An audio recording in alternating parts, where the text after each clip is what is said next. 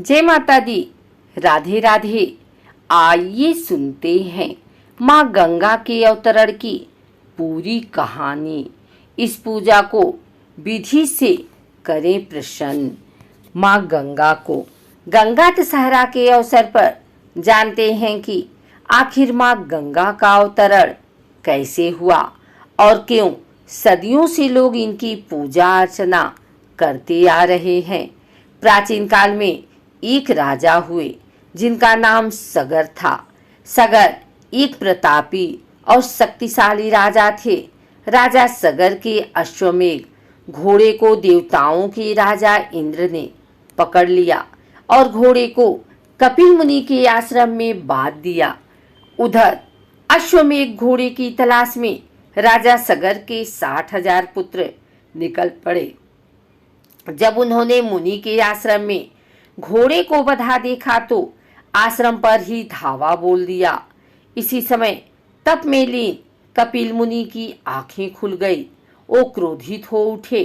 मुनि की आंखों में ज्वाला उठी और सगर के 60,000 पुत्रों को पल भर में राख कर दिया। राजा सगर के एक और पुत्र अंशुमान को जब इस बात का पता चला तो उन्होंने कपिल मुनि से अपने भाइयों की आत्मा के उद्धार की प्रार्थना की।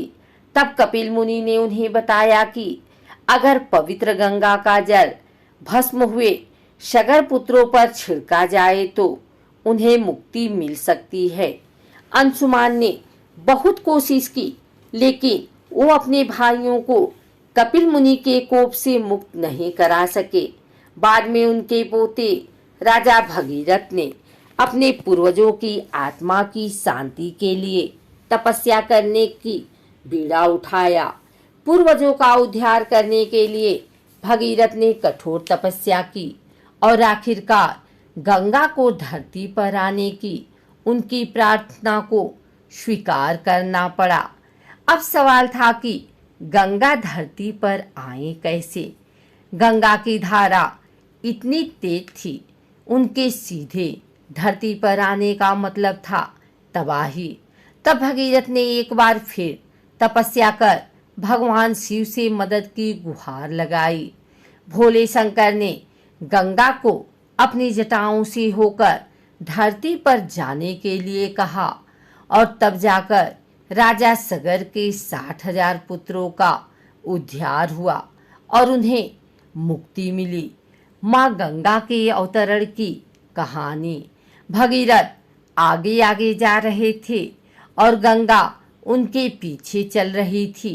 राजा भगीरथ पतित पावनी को गंगोत्री से लेकर गंगा सागर तक गए। यहाँ उन्होंने कपिल मुनि से विनती की कि वो उनके अपने श्राप से मुक्त करें। गंगा की अमृत धारा भगीरथ की कठोर तपस्या का फल थी। मोक्षदायिनी माँ गंगा को धरती पर देखकर महर्षि कपिल प्रसन्न हुए। उन्होंने सगर पुत्रों को अपने श्राप से मुक्त कर दिया। माना जाता है कि गंगा श्री विष्णु के चरणों में रहती थी। भगीरथ की तपस्या से शिव ने उन्हें अपनी जटाओं में धारण किया।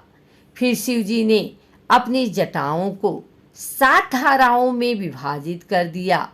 ये धाराएं हैं नलिनी, हृदनी, पावनी, सीता, चक्षुष, सिंधु और भागीरथी। भागीरथी ही गंगा हुई और हिंदू धर्म में मोक्षदायिनी मानी गई। गंगा को माँ पार्वती की बहन भी कहा जाता है। इन्हें शिव की अर्धांगिनी भी माना जाता है और अभी भी शिव की जटाओं में इनका वास है। गंगा दशहरा का पर्व ज्येष्ठ शुक्ल दशमी तिथि को मनाया जाता है। माना जाता है कि इसी दिन गंगा का अवतरण धरती पर हुआ था। इस दिन गंगा स्नान, गंगा जल का प्रयोग और दान करना विशेष लाभकारी होता है। इस दिन गंगा की आराधना करने से पापों से मुक्ति मिलती है। व्यक्ति को मुक्ति, मोक्ष का लाभ मिलता है। किसी पवित्र नदी या गंगा नदी में स्नान करें। घी में चुपड़े हुए तिल और गुड़ को या तो जल में डालें या पीपल के नीचे रख दें। माँ गंगा का ध्यान करके उनकी पूजा करें, उनके मंत्रों का जाप करें। पूजन में जो भी सामग्री प्रयोग करें उनकी संख्या 10 होनी चाहिए। विशेष रूप से 10 दीपक का प्रयोग करें। दान भी 10 ब्राह्मणों को करें, परंतु ब्राह्मणों को दिए जाने वाले अनाज 16 मुट्ठी होने चाहिए। अगर आपको हमारी वीडियो अच्छी लगी हो तो इसे लाइक करें, कमेंट करें, शेयर करें। हमारे चैनल को सब्सक्राइब करके बेल नोटिफिकेशन ऑल पर सेट कर लें ताकि आगे आने वाली वीडियो सबसे पहले आप तक पहुंच सके। धन्यवाद।